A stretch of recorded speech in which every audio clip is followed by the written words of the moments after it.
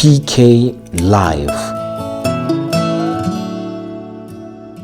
Imagine for once that your parents are pastors. You have this very personal issue, maybe a confession, which you need to share with a man of God. In this case, they are your parents. How easy will it be to confide in them in their capacity as your pastors, yet they are still your parents? Well, that is just part of what pastors' kids go through. Preachers' kids, also known as PKs, are a mess, the worst children ever of all teenagers. You probably have heard this statement. Do we automatically become saved being PKs? I tried to figure out why we are considered the worst. Is it because we don't proclaim we are saved when we are being raised by our parents who are preachers? I just didn't get that, since I knew that even presidents' children do not become leaders by default, yet they are still children. Well, in my case, I have been the stereotype changer. This is not to say that I have been this great person who never makes mistakes. I guess my mistakes were the ones ordinary children or teenagers can make. PK's life is somehow not an ordinary life the world makes it seem. If you're not a PK and you just happen not to be so good, what stereotype do you fall under? I just never understood and still do not figure out why fingers were and still are pointed at preachers' kids when they fell and still fall short of what is expected by the society.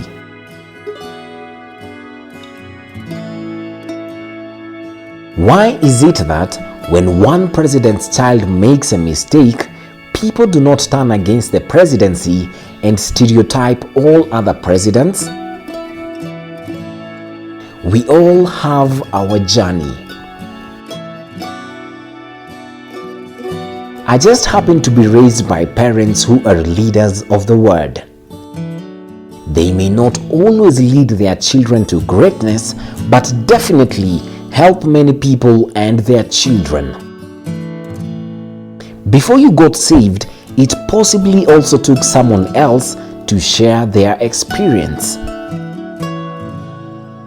Before you got saved, it possibly also took someone else to share their experience. Luke 4 talks about a prophet not being accepted in their hometown. We sometimes want to search elsewhere for confirmation of whether what we have right in our presence is indeed right, but just can't see because we don't understand how to change roles. In the world of business, it is often said in business, "You are my customer, not my friend." This is because we want to gain for our good. Why can't we change roles for the leaders we may know who are close by seeing them as shepherds of our lives and not super dads and moms whose children should never make mistakes? My point is, they may not be able to lead us to God's way because we are human and sometimes we need a change. I guess the difference in this case is hearing it from someone else.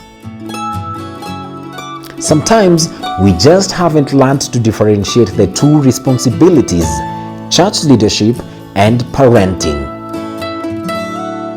To fathom and adjust to change can be difficult. Calling your parent president while outside and switching at home to mom or dad can prove to be quite an uphill task. You are not just my dad or mom, but also my pastor. Is not as easy juggle for preachers' kids. Outside the four walls, can I be me? Outside, I am winning. Inside, I am losing. Inside the four walls, I am still a young girl, a teenager, a young lady just like you, growing, learning, and desiring to be heard, accepted, and to be related with. Inside the four walls is a human being living extraordinarily, loving, hurting, and working just like you. Yes, due to the hurting inside the four walls, the outside life is injured too. But just like you, the human behind the four walls happens to have a role to shine, impact, represent, and to be a role model. With all these expectations, can I be me? How exactly are we as pastors' kids different except that all eyes are on us? You may be wondering what the four walls is all about, but in my quest to finding me, knowing me, and loving me, I realized that the problem with most of the leaders' children is the four walls. Here, children are born with instant and predetermined tasks and a set of standards which they should not fall short of. PKs are supposed to stand at the edge of a cliff and defy gravity, hence not fall at all. How absurd! I have never quite fathomed the ideology in the church that PKs should be perfect examples and should not make mistakes. If we didn't make mistakes in life, would we need rubbers? Ephesians 5:8 reminds us that we once were all darkness, but now we are light.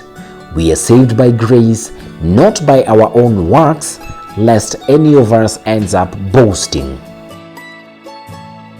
We often get hurt when we hold people to a high standard, expecting them to be a picture perfect and sinless.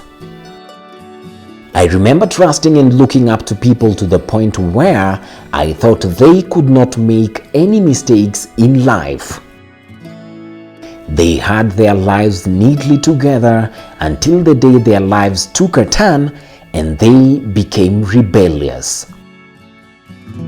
Leviticus 26:1 and Exodus 24 talks about making of idols. We often forget and place people as gods and put our trust wholly onto them without realizing we are making idols for ourselves.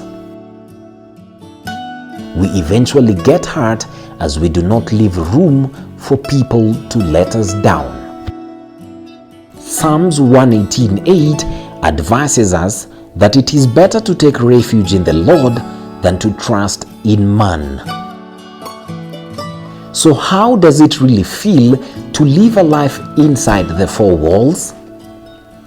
By spending time inside the four walls, we limit ourselves, we become afraid to face the world or approach people with love as we should. We are not scared of trying, we are afraid of the unknown. Relating to the world does not mean doing things the world does. It is approaching the world without being judgmental. It is correcting them without condemning them. It is lovingly showing them the way. So here I am breaking the four walls. I will fail, I will fall, but I do not want the four walls to surround me. Though I fall, I will rise. I am just like you, and I will make mistakes, but remember, he without sin should cast the first stone. John 8:7.